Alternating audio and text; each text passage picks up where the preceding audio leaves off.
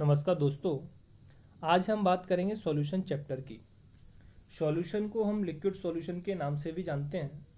तो जैसे कि हमको इसके नाम से पता चल रहा है लिक्विड सॉल्यूशन, तो इस चैप्टर में हमको बात करनी है केवल लिक्विड सॉल्यूशन के बारे में, क्योंकि हमारे पास जो सॉल्यूशन है वो तीन टाइप का होता है, लिक्विड, गैस एंड सॉलिड।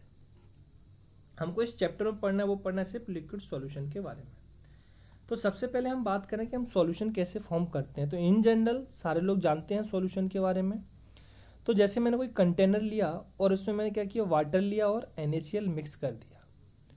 तो जो फाइनली इसमें मिक्स करने पर जो मेरे को मिल रहा है उसको हम क्या बोलेंगे, सॉल्यूशन बोलेंगे।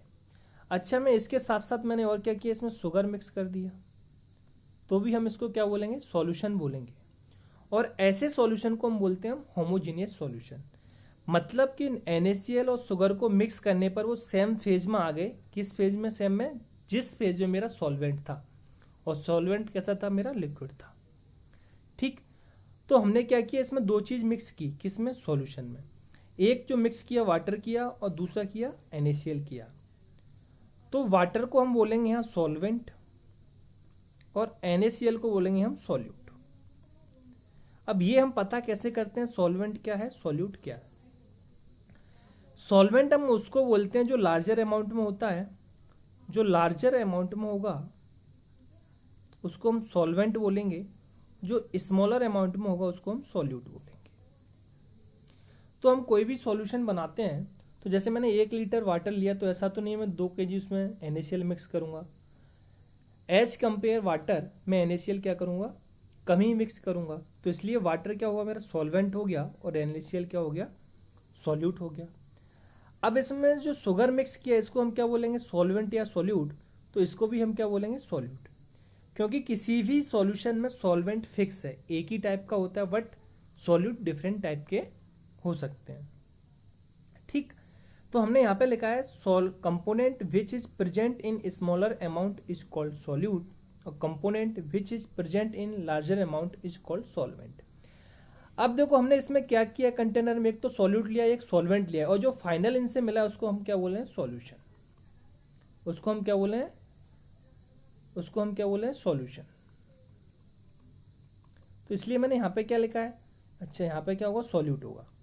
सॉल्यूट प्लस सॉल्वेंट इक्वल क्या बनेगा हमारे पास, सॉल्यूशन। ठीक, अब हमने समझा कि किसी भी सॉल्यूशन में हमारे पास दो चीज़ें होती हैं मेन जो याद रखने वाली है। क्या होती हैं, सॉल्यूट प्लस सॉल्वेंट। और सॉल्यूट हम किसको बोलते हैं, जो स्मॉलर अमाउंट में होता है, और सॉल्वेंट किसको बोलते हैं, जो लार्जर अमाउंट में होता है। ठीक, अब बात आती है इसकी डेफिनेशन की। तो डेफिनेशन में हम लिखेंगे it is a homogeneous mixture of 2 और more component which can not be separated by simple method is known as solution. देखो हमने क्या किया, H2O में हमने क्या मिक्स किया, NaCl मिक्स किया। क्या हम इस वाटर से NaCl को सेपरेट करना चाहें तो क्या हम सेपरेट कर सकते हैं किसी भी सिंपल मेथड से? तो आंसर होगा नहीं। तो इसलिए हमने डेफिनेशन में वही लिखा है, और क्या बोला इसको हमने, होमोजीनियस मिक्सचर बोला।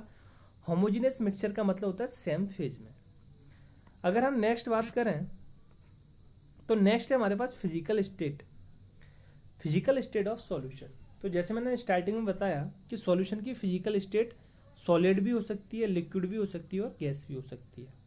बट हमको जो स्टडी करनी है वो किसके बारे में करनी है, सिर्फ लिक्विड के बारे में। अब मैंने क्या किया, कोई एक सॉल्यूशन लिया। इस सॉल्यूशन में मेरे पास दो चीज़ें हैं, एक तो मेरे पास इसमें है इथेनॉल और एक है मेरे पास वाटर। ठीक, अब मैं बोला कि मेरे पास इस सॉल्यूशन में 40% क्या है, इथेनॉल है। तो बचा हुआ कितना, टोटल परसेंटेज 100 होता है, तो 60% बचा वाटर। अब क्वेश्चन यहाँ से आता है कि इसमें कौन सॉल्यूट है, कौन सॉल्वेंट है। तो कम परसेंटेज में कौन है, इथेनॉल। तो इथेनॉल क्या हुआ मेरा सॉल्यूट, और H2O क्या हुआ, सॉल्वेंट। अगर मैं यहाँ बोलूँ मेरे पास 60% इथेनॉल है, 40% वाटर है, तो यहाँ सॉल्यूट कौन हुआ। अब यहाँ हम देखेंगे लार्जर अमाउंट में कौन है, इथेनॉल, तो ये क्या हुआ, सॉल्वेंट हुआ। स्मॉलर अमाउंट में कौन है, वाटर, तो यहाँ पे क्या हुआ, सॉल्यूट हुआ। अगर थर्ड हमारे पास कंडीशन क्या बन सकती है, दोनों क्या हो 50-50% हो। तो यहाँ पे हम किसी को भी सॉल्यूट बोल सकते हैं और किसी को भी सॉल्वेंट बोल सकते हैं। ठीक, अब लेकिन इन जनरल हम जो यहाँ पे बात करेंगे वो बात करेंगे कि हमारे पास जो वाटर है उसी को हम क्या बोलेंगे, सॉल्यूट बोलेंगे। ठीक, अब बात आती है जो सॉल्यूशन की फिजिकल स्टेट है वो क्या होगी। तो जो सॉल्यूशन की फिजिकल स्टेट है वो डिपेंड करती है सॉल्वेंट पर, कि जो फिजिकल स्टेट हमारी सॉल्वेंट की होगी वही फिजिकल स्टेट किसकी होगी, सॉल्यूशन की होगी। ऐसा क्यों हो रहा है, क्योंकि हमारे पास लार्ज अमाउंट में क्या है, सॉल्वेंट है। लार्ज अमाउंट में क्या है, सॉल्वेंट है, इसलिए जो फिजिकल स्टेट ऑफ सॉल्यूशन किससे डिपेंड करेगी, physical state of solute. I hope आप लोगों को समझ में आ रहा होगा। अगर नेक्स्ट हम बात करें तो हमारे पास है क्या, क्लासिफिकेशन ऑफ सॉल्यूशन। तो हम सॉल्यूशन को दो टाइप से क्लासिफिकेशन कर सकते हैं। तो फर्स्ट क्लासिफिकेशन है on the basis of component. Component मतलब जो हम सॉल्यूशन में मिक्स कर रहे हैं। तो इसके अकॉर्डिंग हमारे पास दो टाइप के सॉल्यूशन होते हैं, binary solution and ternary solution. अगर हम बाइनरी सॉल्यूशन की बात करें तो इसमें हमारे पास दो कंपोनेंट होते हैं। जैसे मैंने लिया NaCl इन वाटर, तो इसमें हमारे पास एक कंपोनेंट है NaCl, सेकेंड कंपोनेंट क्या है, वाटर। तो यहाँ पर टोटल सॉल्यूशन में कंपोनेंट कितने हो गए, 3। तो इसको हम बोलेंगे बाइनरी सॉल्यूशन। सेकेंड है शुगर इन वाटर, तो इसमें भी कितने कंपोनेंट है, 2, 1 शुगर है और सेकेंड वाला कौन है, वाटर। तो इसको भी हम क्या बोलेंगे, बाइनरी सॉल्यूशन। सेकेंड हम बात करते हैं टर्नरी सॉल्यूशन। तो जब हम टर्नरी सॉल्यूशन की बात करते हैं तो हमारे पास टर्नरी सॉल्यूशन में 3 कंपोनेंट होते हैं, उनमें से 2 सॉल्यूट होते हैं और एक सॉल्वेंट होता है। जैसे हमने कोई एग्जांपल लिया NaCl प्लस शुगर और वाटर, इन तीनों को मिक्स करके हमने क्या किया, एक सॉल्यूशन फॉर्म किया। तो इनमें हमारे पास कितने कंपोनेंट हैं, 3। तो इसलिए हम इसको बोलेंगे टर्नरी सॉल्यूशन। हाँ, हमारे पास सॉल्यूशन में सॉल्वेंट सिर्फ एक होगा, बट सॉल्यूट क्या कर सकते हैं, वेरी कर सकते हैं। सॉल्यूट क्या कर सकते हैं, वेरी कर सकते हैं।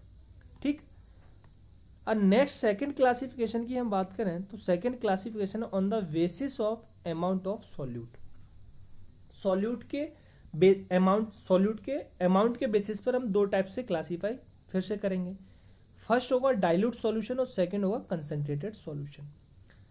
तो डाइल्यूट सॉल्यूशन हम किसको बोलते हैं, ऐसा सॉल्यूशन जिसमें रिलेटिवली सॉल्यूट की जो मात्रा है या अमाउंट है वो क्या होना चाहिए, अमाउंट क्या होना चाहिए, स्मॉल होना चाहिए या कम होना चाहिए। ठीक, relatively less amount of solute is called dilute solution. और कंसंट्रेटेड सॉल्यूशन किसको बोलेंगे, relatively large amount of solute is called concentration solution. देखो यहाँ इसका मीनिंग क्या है, मान लो मैंने 2 सॉल्यूशन लिया, 2 कंटेनर में सॉल्यूशन बनाए, एक NaCl का और H2O का, सेकंड भी मेरे पास किसका है, H2O प्लस NaCl। तो हम इन दोनों में पता करना है कौन डाइल्यूट है कौन कंसंट्रेटेड है। तो यहाँ मैंने जो H2O लिया उसका 70% पार्ट लिया और NaCl का कितना बचा, 30%। जो सेकंड कंटेनर में सॉल्यूशन लिया इसमें मैंने H2O लिया 60% और NaCl लिया 40%।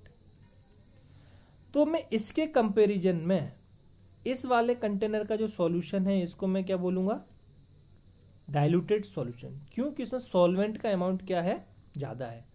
और इस सॉल्यूशन को बोलूँगा कंसंट्रेटेड सॉल्यूशन, क्योंकि इसमें सॉल्यूट का अमाउंट क्या है, ज़्यादा है एज कंपेयर टू इस वाले सॉल्यूशन को। आई होप आप लोगों को समझ में आ रहा होगा। अगर नेक्स्ट हम बात करें कंसंट्रेशन ऑफ सॉल्यूशन, तो हम कंसंट्रेशन ऑफ सॉल्यूशन की अगर बात करें तो हम कंसंट्रेशन ऑफ सॉल्यूशन किसे बोलते हैं।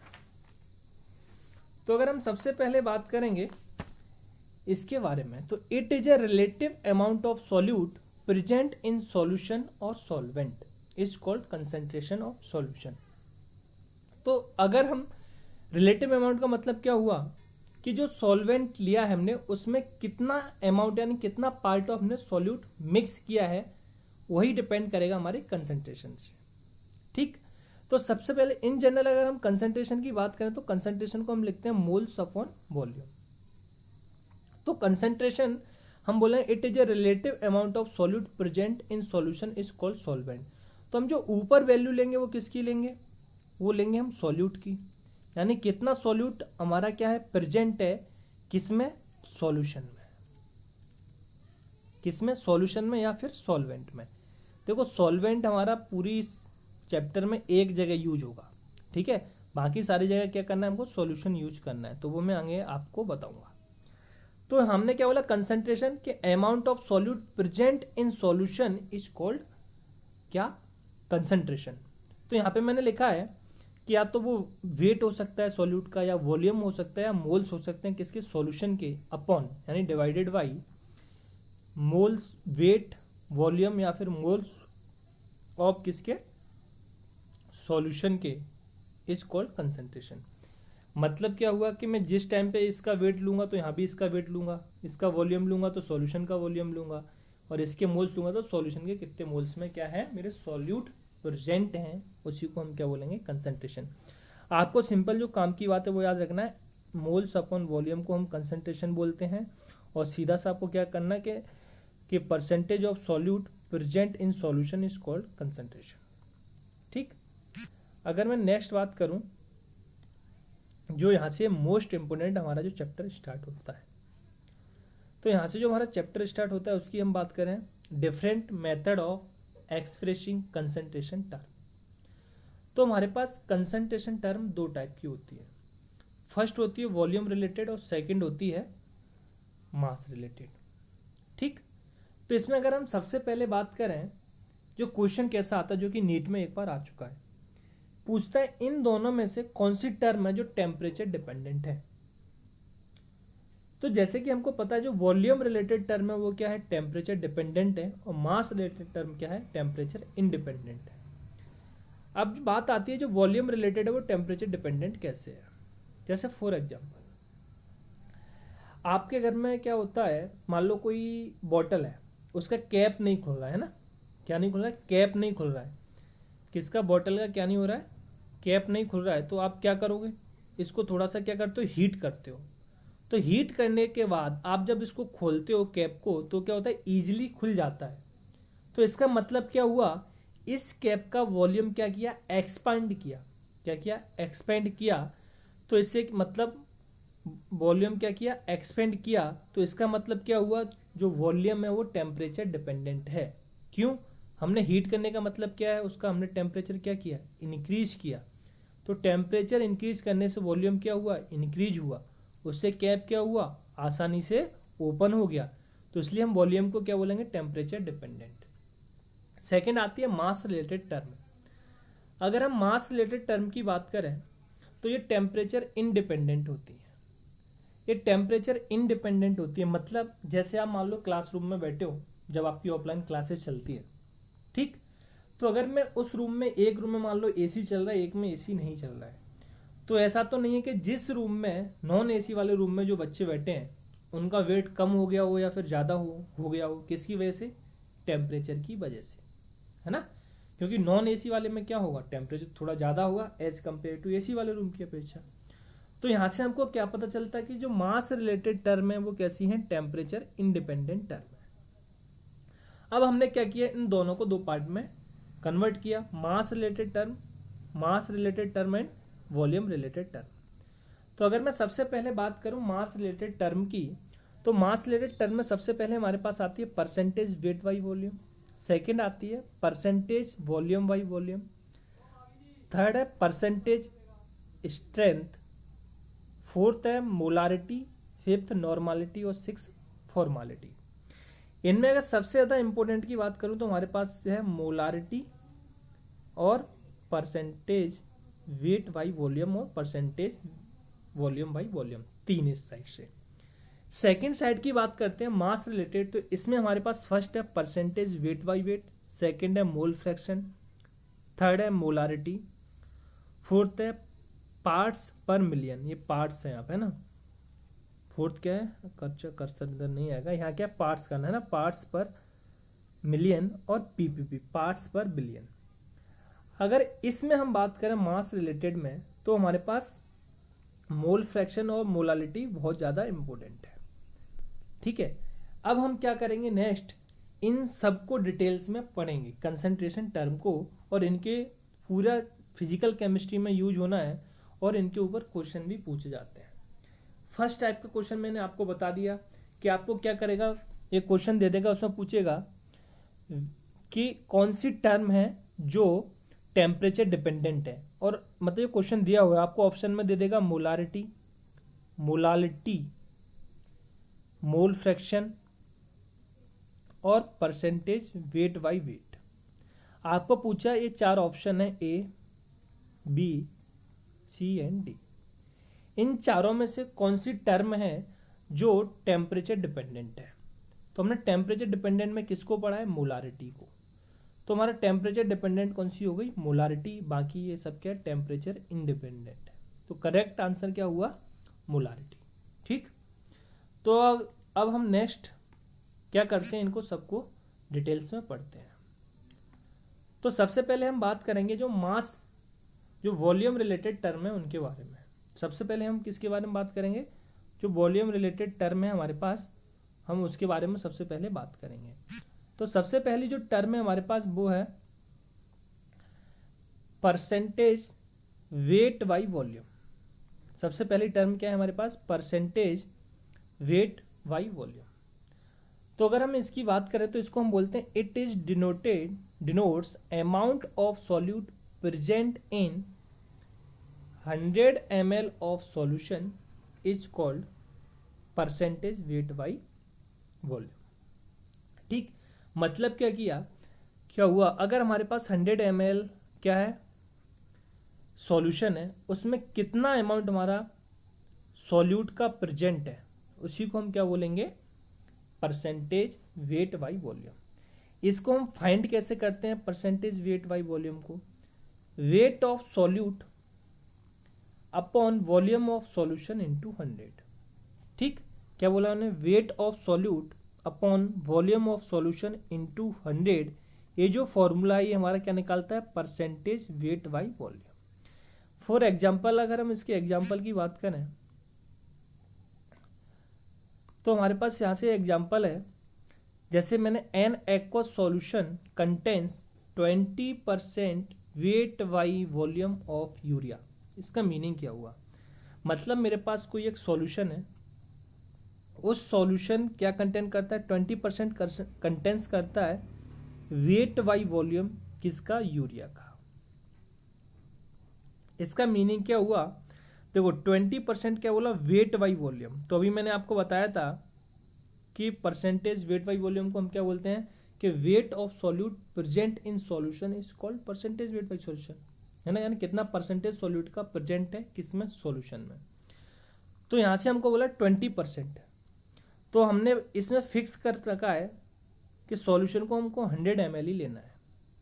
तो यहाँ से हमने क्या बोला कि 100 ml ऑफ सॉल्यूशन में हमारे पास क्या है, 20 ग्राम यूरिया का प्रेजेंट है।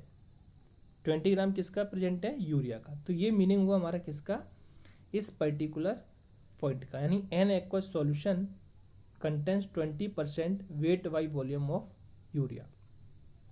ठीक, यानी कि इसमें 20% क्या है, 20% क्या है, यूरिया है।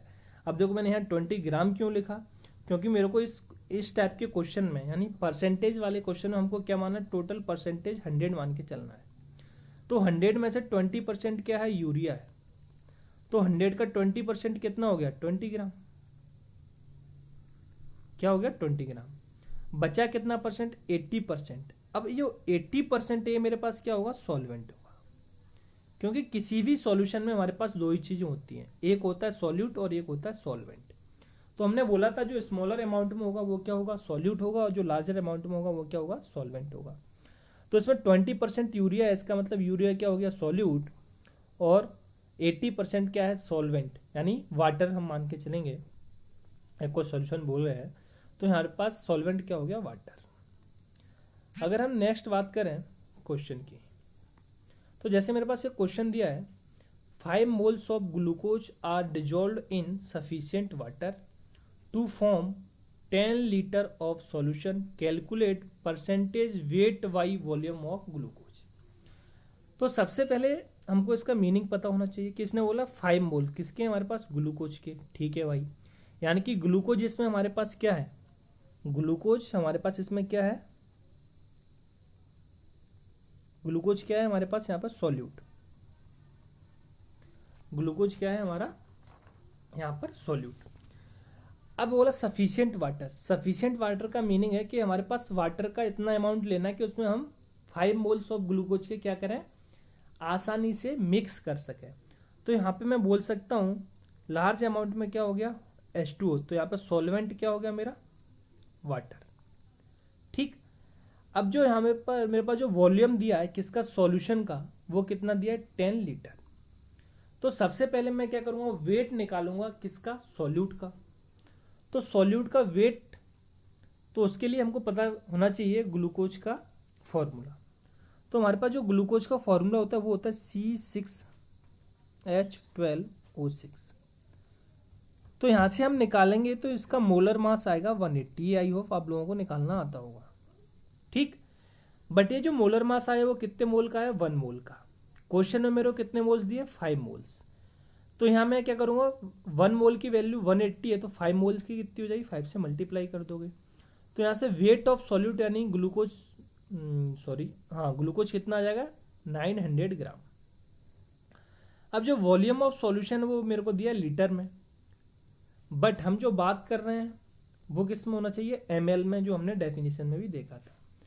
तो लीटर से ml में कन्वर्ट करने के लिए हम क्या करेंगे, 1000 से मल्टीप्लाई कर देंगे। तो हमने क्या किया, इसको ml में कन्वर्ट कर दिया। अब हमने क्या किया, सिंपल फॉर्मूला लगा दिया परसेंटेज वेट बाई वॉल्यूम का। क्या फॉर्मूला लगाया हमने कि weight of solute upon volume of solution into 100। तो वेट ऑफ सॉल्यूट हमारे पास कितना है, 900, अपॉन वॉल्यूम ऑफ सॉल्यूशन कितना है, 10,000, जो हमने यहाँ से निकाल रखा है, इनटू 100। अच्छा, इसको आप लोग ऐसे भी लिख सकते हो, कैसे, weight of solute upon volume of solution into 100। तो यहाँ से आप जब कैलकुलेट करोगे तो ऊपर 2 जीरो से ये 2 जीरो कट गया, 2 जीरो से ये 2 जीरो कट गया। तो यहाँ पर हमारे पास परसेंटेज वेट बाई वॉल्यूम कितना आ गया, 9%। तो इस तरीके से हम आसानी से क्या कर सकते हैं, क्वेश्चन को सॉल्व कर सकते हैं। अगर हम नेक्स्ट बात करें तो नेक्स्ट टर्म में हमारे पास स्ट्रेंथ, ये भी कैसी है, वॉल्यूम रिलेटेड। तो स्ट्रेंथ को हम लिखते हैं ग्राम पर लीटर। तो सबसे पहले हम बात करें स्ट्रेंथ का मीनिंग क्या है, mass of solute present in 1 litre of solution is called strength. ठीक है, परसेंटेज वेट बाई वॉल्यूम को हमने बोला था किस में होना चाहिए, सॉल्यूशन का वेट ml में, बट स्ट्रेंथ में किस में होना चाहिए, लीटर में। ये आपको याद रखना है ना। तो इसमें भी मैंने वही सेम क्वेश्चन लिया, मैं बोला 5 moles of glucose are dissolve in sufficient water to form 10 litre of solution, find strength. हमको स्ट्रेंथ पता करनी है। तो स्ट्रेंथ को मैंने बोला क्या लिखेंगे हम, ग्राम पर लीटर। तो स्ट्रेंथ के लिए हमने क्या बोला, mass of solute present in 1 litre of solution is called strength. तो सबसे पहले हम क्या करेंगे, सॉल्यूट का मास निकालेंगे। तो हमको पता है ग्लूकोज के 1 मोल्स का मास कितना होता है, 180। तो 5 मोल्स का कितना हो जाएगा, 5 इंटू 180। तो यहाँ से कितना आ जाएगा हमारे पास, 900, जो हमने पीछे भी कैलकुलेट किया। तो यहाँ मैंने लिखा कि वेट ऑफ ग्लूकोज कितना आ गया, 900 ग्राम। अब हमारे पास यहाँ से हमको क्या समझ में आ रहा है कि जो 900 ग्राम ग्लूकोज है वो प्रेजेंट है किस में, 10 लीटर ऑफ सॉल्यूशन में। ये कहाँ दिया है हमको, क्वेश्चन में दे रखा है। ठीक, बट डेफिनेशन में क्या बोलता है, 1 लीटर। तो हम यहाँ से ये बोल सकते हैं कि 1 लीटर ऑफ सॉल्यूशन में कितना ग्राम ग्लूकोज प्रेजेंट है, 90 ग्राम, है ना। क्या किया मैंने, दोनों को 10 से डिवाइड कर दिया। तो यहाँ 1 लीटर निकल के आ गया और यहाँ 90 ग्राम बचा। तो यहाँ से मैं बोल सकता हूँ कि स्ट्रेंथ ऑफ सॉल्यूशन की क्या हो जाएगी, स्ट्रेंथ क्या हो जाएगी हमारे पास, 90 ग्राम पर लीटर। तो यहाँ से स्ट्रेंथ के लिए हमारे पास एक और फॉर्मूला है। अगर हमारे पास स्ट्रेंथ दी है, क्या किया है क्वेश्चन में, हमको स्ट्रेंथ दी है और परसेंटेज वेट बाई वॉल्यूम पूछा है तो हम इस फॉर्मूले को यूज कर सकते हैं, strength equal 10 into percentage weight by volume. इस टाइप के क्वेश्चन में आपको आगे कराऊंगा, पहले हम क्या करें सारी टर्म के बारे में जान लें। अब जो नेक्स्ट टर्म है हमारे पास वो है परसेंटेज वेट बाई वॉल्यूम। तो इसका मीनिंग क्या होता है, this is a unit denotes volume of solute present in 100 ml of solution is called क्या, परसेंटेज वॉल्यूम बाई वॉल्यूम। तो जो परसेंटेज वॉल्यूम बाई वॉल्यूम है इसका फॉर्मूला होता है हमारे पास volume of solute upon volume of solution into 100। इस तरीके से हम क्या कर सकते हैं, percentage weight percentage volume by volume को क्या कर सकते हैं, हम कैलकुलेट कर सकते हैं। ठीक, तो इस पे अभी अगर हम क्वेश्चन देखें, ठीक है, तो हमारे पास बोला एन एक्वस सॉल्यूशन कंटेंस 30%, कितना 30% weight volume by volume of ethanol. ठीक है, तो इसका मतलब क्या हुआ, हमने डेफिनेशन से पता है कि इसमें हम सॉल्यूशन कितना मानते हैं 100 ml। तो बोला 100 ml में 30% क्या है, वॉल्यूम बाई वॉल्यूम क्या है, इथेनॉल है। तो मैंने बोला आप सबसे पहले क्या करो 100% मान लो परसेंटेज वाले क्वेश्चन में। तो इसमें 30% क्या है, इथेनॉल है। तो 100 का 30% कितना हो गया 30 ml। तो मेरे पास 30 ml क्या हो गया, इथेनॉल। बचा कितना परसेंटेज 70%। तो इसमें मेरे पास 70% का मीनिंग क्या हो गया 70 है ना, 100 का 70% कितना हो जाएगा 70। तो इसका मतलब 70 ml मेरे पास क्या है, इसमें वाटर है। तो पर्टिकुलर इसका मीनिंग आई होप आप लोगों को समझ में आया होगा। अगर नेक्स्ट हम इसमें बात करें तो नेक्स्ट टर्म हमारे पास आती है मोलारिटी। नेक्स्ट टर्म क्या आती है हमारे पास, मोलारिटी। तो मोलारिटी क्या है, ये हमारे पास काफ़ी इंपॉर्टेंट टर्म है। सबसे पहली बात, इसके ऊपर क्वेश्चन पूछे जाते हैं मोलारिटी, और इसका पूरे चैप्टर में थ्रू आउट यूज भी होना है। तो अगर हम मोलारिटी की बात करें तो इसको हम बोलते हैं it is denotes number of moles of solute present per litre of solution is called molarity. ठीक, और इस मोलारिटी को हम लिख सकते हैं number of moles of solute upon volume of solution in litre. अब इसमें जो वॉल्यूम लेना है किसका, सॉल्यूशन का, वो किस में लेना है, लीटर में। जो मोलारिटी की यूनिट है उसको हम लिखते हैं मोल पर लीटर, है ना, और मोलारिटी को हम इस यूनिट को कैपिटल एम से भी डिनोट करते हैं। ठीक, और मोलारिटी को अगर कहीं पर कैपिटल एम लिखा है तो उसको भी हम क्या बोलेंगे, मोलारिटी बोलेंगे। ठीक, अब देखो इसकी यूनिट मोल पर लीटर कैसे आई। तो हमने लिखा है number of moles of solute, तो मोल्स की यूनिट होगी mole, upon volume of solution in litre. तो वॉल्यूम की यूनिट किस में लेना है, लीटर में। तो यहाँ से हमने यूनिट निकाल ली मोल पर लीटर। अगर हम नेक्स्ट बात करें, अगर हम इसमें नेक्स्ट बात करें तो हमारे पास क्वेश्चन दिया है। मैंने अभी सेम क्वेश्चन ले रहा हूँ कि हम एक ही टाइप के क्वेश्चन को डिफरेंट चीज़ में कैसे यूज कर सकते हैं, डिफरेंट टाइप की कंसंट्रेशन टर्म। ठीक, उसके बाद हम मिक्स क्वेश्चन भी करेंगे सारी कंसंट्रेशन टर्म खत्म होने के बाद। तो मेरे पास क्वेश्चन है 5 mole of glucose are dissolve in sufficient water to form 10 litre of solution, calculate molarity. तो सबसे पहले मेरे पास मोलारिटी का फॉर्मूला क्या है, moles of solute upon volume of solution in litre. ये मेरे पास क्या है, मोलारिटी का फॉर्मूला है। तो हमको पता है कि सॉल्यूट क्या होगा जो स्मॉलर अमाउंट में, तो इसमें मोल्स ऑफ सॉल्यूट दिए हमको डायरेक्टली कितने 5 मोल्स। तो इसलिए मैंने यहाँ क्या पुट कर दिया 5 मोल्स ऑफ सॉल्यूट की जगह, अपॉन वॉल्यूम ऑफ सॉल्यूशन हमको क्वेश्चन में दे रखा है कितना 10। तो वॉल्यूम ऑफ सॉल्यूशन कितना आ गया 10। तो यहाँ से आप डिवाइड करोगे तो आपके पास फाइनल आंसर आ जाएगा 0.05। तो ये मेरे पास क्या आ गई, मोलारिटी।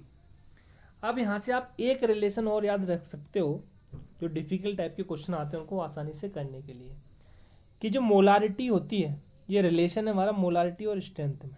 मोलारिटी को हम और क्या लिख सकते हैं, strength upon molar mass of, ये क्या है, molecular mass of, molecular mass of किसका, सॉल्यूट का। ये अगर आप रिलेशन याद रखते हो तो आपको अगर स्ट्रेंथ दी है तो आप मोलारिटी आसानी से निकाल सकते हो। सेकेंड है मोलारिटी के लिए जो रिलेशन है, सेकेंड रिलेशन है हमारे पास 10 into percentage weight by volume upon molecular weight, molecular weight of किसका, सॉल्यूट का, मॉलिक्यूलर वेट किसका, हमारे पास सॉल्यूट का।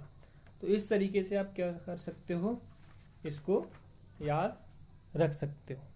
ठीक, ये जो रिलेशन है हमारे आगे आने वाले क्वेश्चंस में यूज होंगे, जो डिफिकल्ट आईआईटी में क्वेश्चन वगैरह पूछे गए हैं, जो मैं आपको क्वेश्चन कराऊंगा उनमें यूज होंगे। आपको वहाँ के लिए याद रखना है। अगर आप बोर्ड के लिए सिर्फ याद रखना चाहते हो तो आप सिर्फ इतना याद रखोगे तो भी आपका काम चल जाएगा, और नीट में भी आपका यहाँ तक काम चल जाएगा। ठीक, तो ये क्वेश्चन तो हमने कर लिया है। यहाँ दे अपन है ना। तो यहाँ से अगर मैं बात करूँ तो अगर आप नीट के लिए भी बात कर रहे हो तो आप सिर्फ इतना सा जो मैं बताया हूँ अभी तक वो याद कर सकते हो। अगर आपको आईआईटी और मेंस का एग्जाम देना है तो आपको ये रिलेशन याद रखना जरूरी है, इनके ऊपर क्वेश्चन पूछे गए। अगर अब मैं नेक्स्ट इसमें बात करूँ तो नेक्स्ट क्वेश्चन है मेरे पास, what is the meaning of 1 molar aqueous solution और यूरिया। तो हमको यहाँ क्या करना है, मीनिंग बताना है। अगर क्वेश्चन में लिखा है 1 मोलर, ये एम लिखा है, इसका मतलब क्या, molar aqueous solution of urea. तो आपको 1 molar aqueous solution of urea का मीनिंग क्या है, it means 1 mole of urea is present in 1 litre of solution. तो सीधा सा इसका मीनिंग क्या हुआ कि मेरे पास 1 मोल्स किसके, यूरिया के प्रेजेंट है किसमें, 1 लीटर ऑफ सॉल्यूशन में।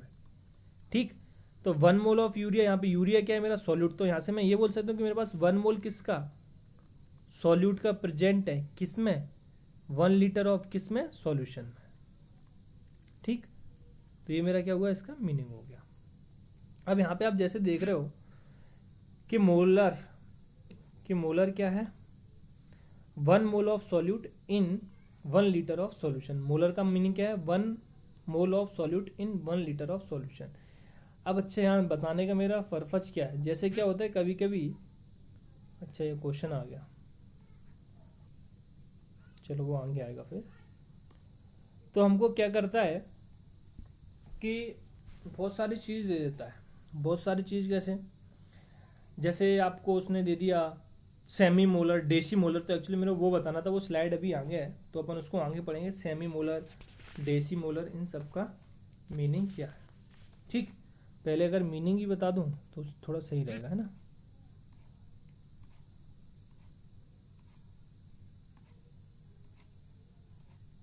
अच्छा नहीं लगा,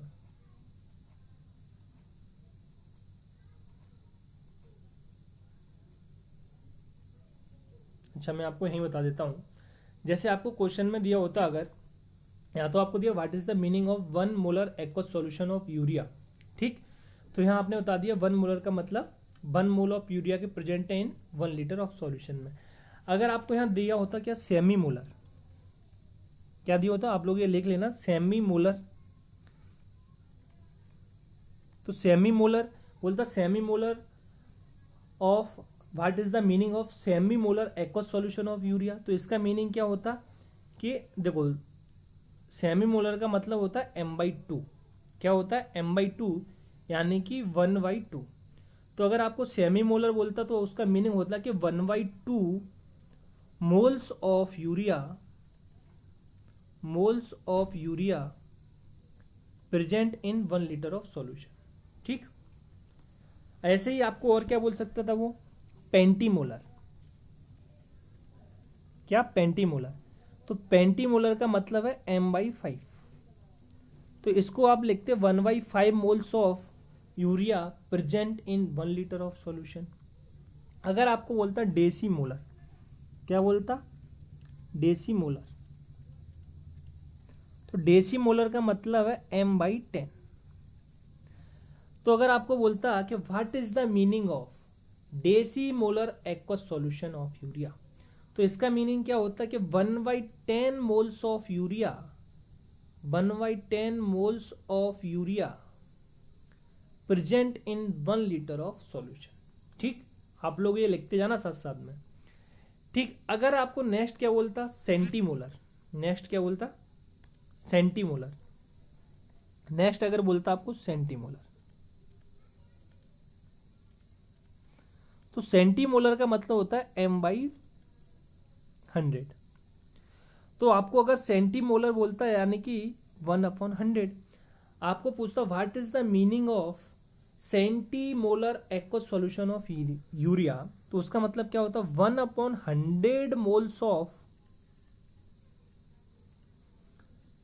1/100 moles of urea present in 1 litre of solution.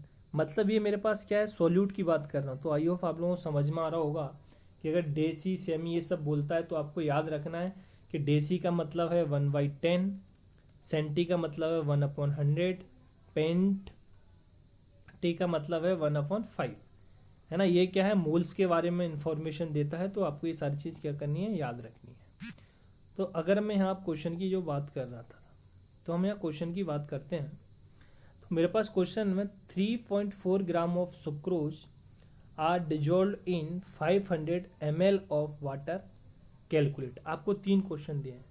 First question है percentage weight by volume, second question है स्ट्रेंथ, और थर्ड क्वेश्चन है आपके पास क्या, तो थर्ड क्वेश्चन है आपको पास पूछ रहा है मोलारिटी। तो अपन को क्या करना है, इन तीनों क्वेश्चंस को क्या करना है, सॉल्व करना है। तो अगर अपन सबसे पहले बात करें परसेंटेज वेट बाई वॉल्यूम की, तो परसेंटेज वेट बाई वॉल्यूम का अपने पास फॉर्मूला क्या था, weight of solute upon volume of solution into 100, और ये वॉल्यूम किसमें था हमारा, ml। ठीक, तो अपन अगर यहाँ से बात करें तो वेट ऑफ सॉल्यूट आपको कितना दिया है क्वेश्चन में। अच्छा, अब आपको क्या करना है, इसमें पहचानना है कि सॉल्यूट क्या है, सॉल्वेंट क्या है। तो आपको 34.2 ग्राम क्या दिया है, सुक्रोज दिया है। तो सुक्रोज क्या हो गया हमारे पास, सॉल्यूट हो गया, और 100 ml क्या दिया, वाटर दिया है। तो इससे अमाउंट क्या है, ज़्यादा है, तो वाटर क्या हो गया यहाँ पर, सॉल्वेंट हो गया। ठीक, तो यहाँ पे हम क्या करेंगे कि वेट दिया है हमारे पास कितना, 34.2 ग्राम, अपॉन वॉल्यूम ऑफ सॉल्यूशन कितना दिया है, 500। कई लोग सोच रहे हो सर ये तो सॉल्वेंट का दिया है। हाँ, यहाँ पर सॉल्वेंट का दिया है। एक्चुअली में होता क्या है कि अगर आप 500 ml सॉल्यूट में क्या करोगे, 30.2 ग्राम वाटर डिजोल्व करोगे, तो उससे क्या होगा कि वॉल्यूम ऑफ सॉल्यूशन पे या सॉल्वेंट पे कोई इफेक्ट नहीं आएगा। तो यहाँ पे हम क्या बोल सकते हैं कि जो वेट ऑफ सॉल्वेंट है वही हमारा क्या हो जाएगा, वेट ऑफ सॉल्यूशन, है ना। तो हमको इस टाइप के क्वेश्चन में मान के क्या चलना है, जो वेट ऑफ सॉल्वेंट है वही क्या है, वेट ऑफ सॉल्यूशन, वही क्या है, वेट ऑफ सॉल्यूशन। ठीक, इनटू क्या है, 100। तो यहाँ से जब आप इसको कैलकुलेट करोगे तो 2 जीरो से यहाँ पे ये चला जाएगा, और यहाँ से ये पॉइंट हटाऊंगा तो कितना आ जाएगा, 10। ठीक, तो यहाँ से मेरे पास बचा कितना, 5। तो 5 से मैं इसको कितनी बार डिवाइड कर सकता हूँ, 6 टाइम, 5 × 6 30, बचा 4 और 2 यानी 42। तो अब ये कितनी बार जाएगा, 8 बाई 5 × 8 कितना हो गया, 40, और फिर से कितनी बार जाएगा, 0.2। अपॉन में क्या बचा अभी, 10। तो यहाँ से एक पॉइंट यहाँ आ जाएगा, 10 हटाएंगे तो यहाँ से फाइनली बोलूँ तो मेरे पास आंसर क्या आ जाएगा, 6.8%। क्या आ जाएगा, 6.8% क्या आ गया मेरे पास आंसर, किसका, परसेंटेज वेट बाई वॉल्यूम का। अगर हम नेक्स्ट बात करें तो इसमें हमारे पास सेकंड चीज़ क्या पूछी थी, स्ट्रेंथ। सेकंड क्या पूछा था, स्ट्रेंथ। तो स्ट्रेंथ के लिए जैसे मैंने आपको अभी एक रिलेशन बताया था, क्या रिलेशन बताया था आपको, स्ट्रेंथ इक्वल मैंने आपको बताया था 10 × परसेंटेज वेट बाई वॉल्यूम। मैं इसलिए आपको वो रिलेशन बताया था कि आप ये क्वेश्चन आसानी से कर पाओ। जैसे 10, अब परसेंटेज वेट बाई वॉल्यूम मैंने अभी निकाला है, कितना निकाला है 6.84। तो यहाँ से आप जब इसका मल्टीप्लाई करोगे तो आपके पास कितना आ जाएगा 68.4। और स्ट्रेंथ की यूनिट क्या लगी थी हमने, ग्राम पर लीटर। तो ऐसे हमने सिंपली अब देखो क्या किया, स्ट्रेंथ निकाल दी। अगर आपको वो रिलेशन नहीं पता जो जनरली टीचर्स भी नहीं बताते हैं क्लास में, है ना, तो आपके लिए एक क्वेश्चन क्या हो गया, काफ़ी डिफिकल्ट हो जाएगा, है ना। तो मेरे साथ साथ अगर सारे लेक्चर्स को फॉलो करते तो आपको काफ़ी ज़्यादा शॉर्ट ट्रिक्स भी मिलेंगी, खासकर ये नीट वाले स्टूडेंट के लिए जिनको कैलकुलेशन करने में प्रॉब्लम आती है। अगर मैं सेकेंड क्वेश्चन की, नेक्स्ट क्वेश्चन की बात करूँ तो इसमें पूछा है मोलारिटी। क्या पूछा है, मोलारिटी। तो मोलारिटी का हमारे पास फॉर्मूला क्या था, moles of solute upon volume of solution in litre. तो यहाँ से मोल्स ऑफ सॉल्यूट, अब मेरे को क्या निकालना है, मोल्स ऑफ सॉल्यूट निकालना है। तो यहाँ पे मेरे पास मोल्स ऑफ सॉल्यूट निकालूंगा तो उसके लिए फॉर्मूला लगाना पड़ेगा मेरे को, क्या, given mass upon molar mass. तो यहाँ से मैं क्या निकालूंगा, मोल्स ऑफ सॉल्यूट, ठीक, और वॉल्यूम ऑफ सॉल्यूशन मेरे को दे रखा है। तो इससे आप एक तरीका जो आप यहाँ से मोलारिटी निकाल सकते हो। और एक तरीका क्या है जो मैंने आपको अभी एक रिलेशन बताया था, आपको मैंने क्या बताया था, एक रिलेशन बताया था, किसमें, मोलारिटी में और किसमें, स्ट्रेंथ में। तो मैं इस क्वेश्चन को सोल्व करूंगा मोलारिटी और स्ट्रेंथ से। हाँ, आप लोग इस फॉर्मूले से भी कर सकते हो, number of moles of solute upon volume of solution. तो मोल्स ऑफ सॉल्यूट आप कैसे निकालोगे, given mass upon molar mass. Given mass आपको दिया 34.2 ग्राम और सुक्रोज का मोलर मास आप पुट कर दोगे 342, कितना 342। तो यहाँ से मोल्स ऑफ सॉल्यूट आ जाएंगे, तो आप मोल्स ऑफ सॉल्यूट को ऊपर पुट कर दोगे। वॉल्यूम ऑफ सॉल्यूशन आपको दिया है 500 ml और आप इसको लीटर में कन्वर्ट करोगे तो 0.5 आएगा, यहाँ से आप निकालोगे। लेकिन मैं आपको जो सॉल्व कराऊंगा वो अपनी मेथड से कराऊंगा। तो मैंने मोलारिटी के लिए आपको अभी एक रिलेशन बताया था, क्या रिलेशन बताया था, स्ट्रेंथ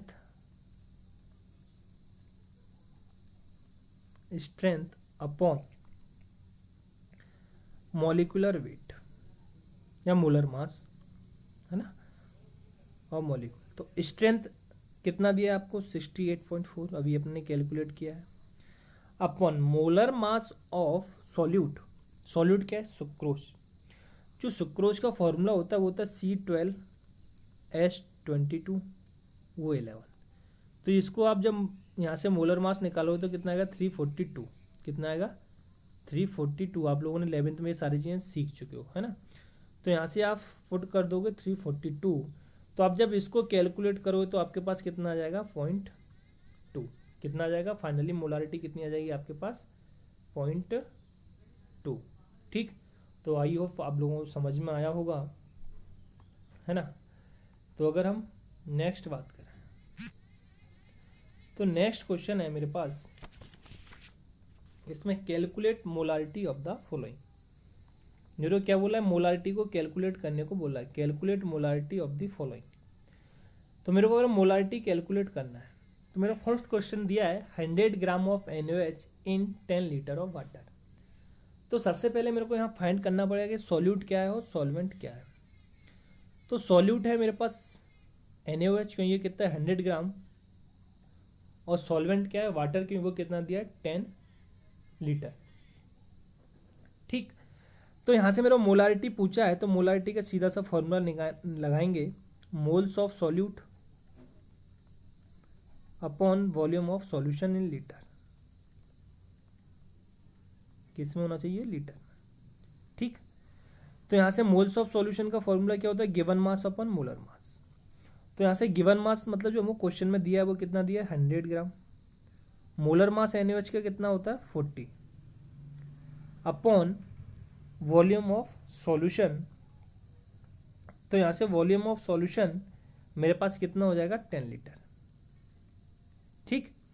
तो यहाँ से अब जब इसको कैलकुलेट करोगे तो आपके पास मोलारिटी कितना आ जाएगा 0.25 मोलर, ठीक, कितना आ जाएगा 0.25 मोलर। अब देखो कई लोग बोल रहे हैं सर आपने फिर से 1 ग्राम नहीं लिया तो बहुत ज़्यादा। नहीं यार, 10 लीटर के कंपैरिजन में 100 ग्राम क्या है, काफ़ी कम है। इसलिए मैंने क्या नहीं किया, इसको कैलकुलेट नहीं किया। इसलिए मैंने यहाँ पर सॉल्वेंट है उसी को क्या मान लिया, सॉल्यूशन मान लिया। तो आई होप आप लोगों को समझ में आ रहा होगा। तो अगर मैं नेक्स्ट क्वेश्चन की इसमें बात करूँ तो नेक्स्ट क्वेश्चन मेरे को दिया हुआ है 5 moles of solute in 2 litre. इसकी भी मेरे को क्या कैलकुलेट करना है, मोलारिटी। क्या कैलकुलेट करना है, molarity. Same formula, moles of solute upon volume of solution. तो मोल्स ऑफ सॉल्यूट मेरे को डायरेक्ट दे रखे हैं इस बार, कितने दिए हैं, 5। वॉल्यूम ऑफ सॉल्यूशन कितना दे रखा है, 2। तो यहाँ से मेरे पास अब मोलारिटी कितना आ जाएगा, मोलारिटी कितना आ जाएगा मेरे पास, 2.5 मोलर। मोलारिटी कितना आ जाएगा, 2.5 मोलर, है ना। तो अगर अपन नेक्स्ट बात करें तो नेक्स्ट क्वेश्चन मेरे को दिया है, नेक्स्ट क्वेश्चन क्या बोल रहा है, 9.8 milligram H2SO4 in 100 ml of water. तो यहाँ से 9.8 मिलीग्राम, ये मेरे पास क्या है, सॉल्यूट, H2SO4 दिया है, सॉल्वेंट दिया है वाटर। तो सबसे पहले मैं क्या करूँगा, यहाँ मोल्स निकालूंगा किसके, सॉल्यूट के। यहाँ मेरे को डायरेक्ट मोल्स नहीं दिए हैं, तो मैं मोल्स का फॉर्मूला लगाऊंगा given mass upon molar mass. तो गिवन मास दिया है मेरे को 9.8। तो आपने 11th में पढ़ा होगा, ये जो 9.8 दिया है मेरे को किस में दिया है, मिलीग्राम में दिया है। क्या दिया है, मिलीग्राम में दिया है। बट मेरे पास जो होता है वेट वो मेरे को किस में लेना है, ग्राम में लेना है। तो मैं क्या करूँगा, 10⁻³ से मल्टीप्लाई कर दूँगा अपॉन मोल्स निकालने के लिए मोलर मास ऑफ H2SO4 कितना हो जाएगा, 98। आप लोग ये कैलकुलेट करना आता होगा, नहीं आता है तो कमेंट बॉक्स में कमेंट करके बताना, मैं आपको वो भी सिखा दूंगा। यहाँ से आप पॉइंट हटाओगे तो नीचे 0 आ जाएगा, और 98 से 98 कट गया और 10 ऊपर जाएगा तो क्या हो जाएगा, 10⁻⁻4। ठीक, अब यहाँ 10⁻⁻4। अब यहाँ से वॉल्यूम मेरे को क्या दिया है, ml में दिया है, 100 ml। तो मैं जब 100 ml को लीटर में कन्वर्ट करूँगा तो मैं क्या करूँगा, 1000 से डिवाइड करूँगा। तो जब मैं यहाँ 1000 से डिवाइड करूँगा तो ये कहाँ चला जाएगा, ऊपर। तो मेरे पास फाइनली क्या बचा, क्या बचा मेरे पास यहाँ से, 10⁻⁻4 इंटू 1000 अपॉन 100। 2 जीरो से 2 जीरो गया, 1 जीरो से यहाँ 1 चला जाएगा। तो फाइनली मेरे पास कितना आंसर आ गया, 10⁻³ मोलर, 10⁻³ मोलर। तो ये मेरे पास यहाँ से क्या आ गया, फाइनली मोलारिटी आ गई किसकी, सॉल्यूशन की। और अपन नेक्स्ट इसमें क्वेश्चन की बात करें तो नेक्स्ट क्वेश्चन मेरे को दिया हुआ है, नेक्स्ट क्वेश्चन बोला 2 millimoles in 200 ml of water. देखो अपन जो मॉलिकुलर मास निकालते हैं, वेट निकालते हैं, वो अपन कैसे निकालते हैं, ग्राम में होता है। तो अपने पास जो गिवन मास भी किस में होना चाहिए, ग्राम में। ठीक, तो यहाँ से आप लोग क्या करोगे, 200 ml भी दिया है ना, क्या दिया है, 200 ml। तो सबसे पहले मैं क्या करूँगा, मेरे को मिली मोल्स को कन्वर्ट करना है मोल्स में। तो मैं क्या करूँगा, 10⁻³ से मल्टीप्लाई कर दूँगा। तो ये मेरा मोल्स में आ गया। ठीक, तो फॉर्मूला क्या है मोलारिटी का, number of moles of solute upon volume of solution. Volume of solution कितना दिया है, 200 ml। कितना दिया है, 200 ml। अब मेरे को क्या करना है, इसको भी लीटर में कन्वर्ट करना है। तो मैं क्या करूँगा, इसमें 10⁻³ से डिवाइड कर दूंगा। तो अब ये 10⁻³ कहाँ जाएगा, ऊपर जाएगा। तो मेरे पास फाइनली क्या बन जाएगा, 2 इंटू 10⁻³ इंटू 10⁻³ अपॉन 200। तो ये तो दोनों कट ही गए। तो मेरे पास फाइनली क्या बचा, 1/100। तो 1, ये 2 से 2 कट गया। तो 1/100 को मैं क्या लिख सकता हूँ, 0.01 मोलर। आई होप आप लोगों को समझ में आया होगा। अब आपको यहाँ समझना क्या है कि अगर आपको मिलीमोल्स दिया और ml दिया तो आपको यूनिट चेंज करने की ज़रूरत नहीं है। क्यों, क्योंकि आपने देखा ये तो आपस में कट ही जा रहा है। तो आपको फाइनली क्या कर सकते थे, 2/200। तो यहाँ 2 से कितना गया, 100 टाइम्स। कितना गया, 100 टाइम्स। तो यहाँ से आप क्या लिखा, 1/100। क्या लिखा, 1/100। तो यहाँ से आपने क्या लिखा, 1/100। तो इसी को आपने क्या कर दिया 0.01 मोलर। थैंक यू, आज के लिए इतना ही। नेक्स्ट लेक्चर में अपन इसकी बची हुई कंसंट्रेशन टर्म को समझेंगे। आई होप आप लोगों को समझ में आया होगा। Thank you.